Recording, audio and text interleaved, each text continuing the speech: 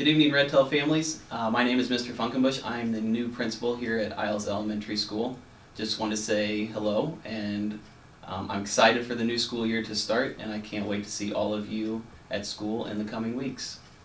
Tonight I'm going to read a story called Jubal's Wish. It is written by Audrey Wood and illustrated by Don Wood, and it's about a toad who has interactions with people, as you will when you're at school every day, and some of them are good, some of them are not so good, and we're going to see how Jubal reacts or responds to his interactions with different people throughout his day.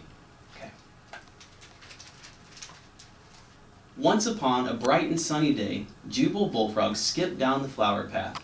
He was so happy his feet barely touched the ground. Before long, he came to the cottage of Gertie Toad and her 7 toadlets. Whackety-whack! Gertie was outside beating a dirty old rug with her broom.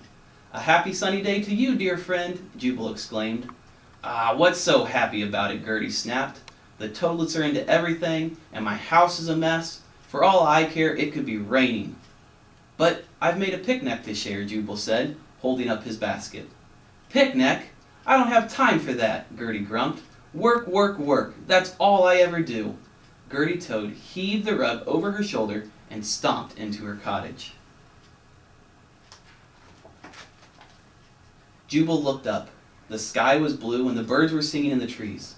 A splendid feeling of wonder moved up from his toes to the tip of his nose. Grasping his basket, Jubal skipped on, whistling a happy tune. So far, Jubal has not let other people change his happiness. Down by the river, Jubal found Captain Dalbert Lizard lounging in the shade of his sailboat, the Molly Bee. "A happy sunny day to you, dear friend," Jubal called.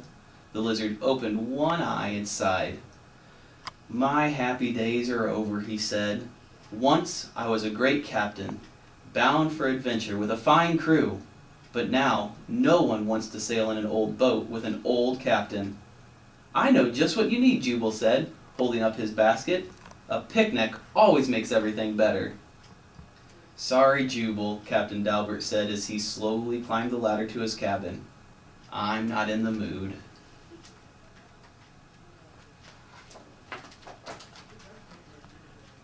For a moment, Jubal thought, maybe I should be unhappy too. But the fresh grass and sweet flowers smelled so good. Jubal plopped down beneath a daisy and took a deep breath.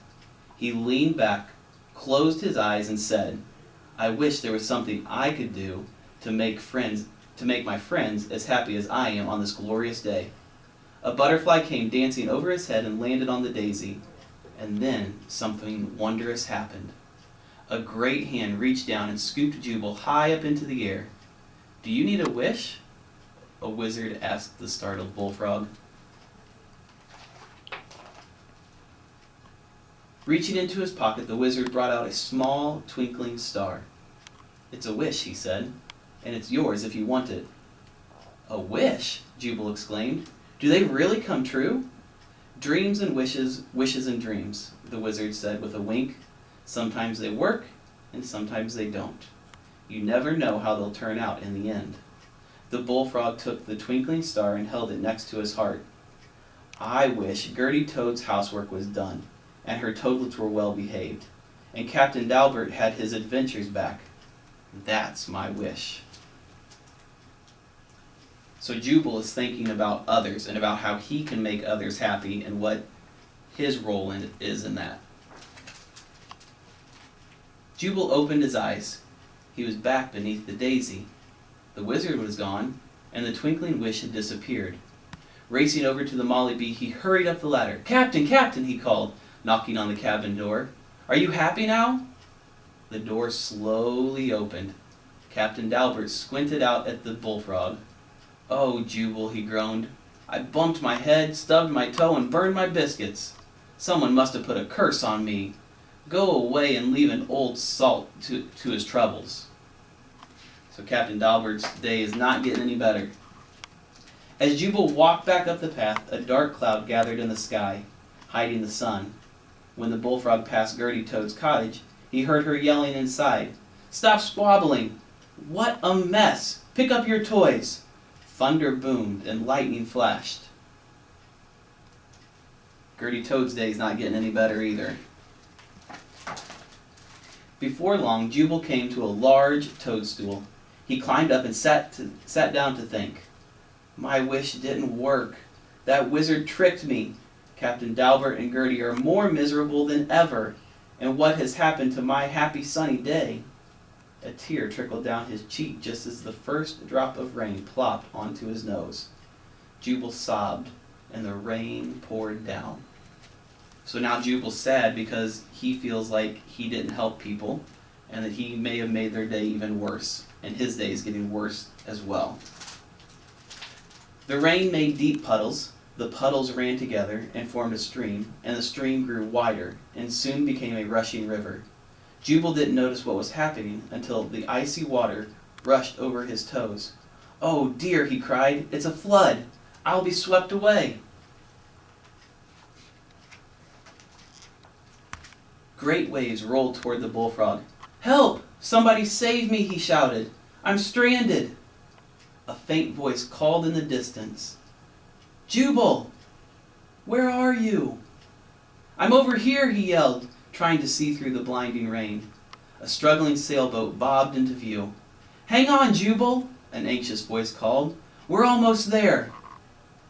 Wonder who it could be. The sailboat fought its way through the storm until it struck the toadstool with a bump. Gertie and her toadlets pulled Jubal from the stormy waters just in time.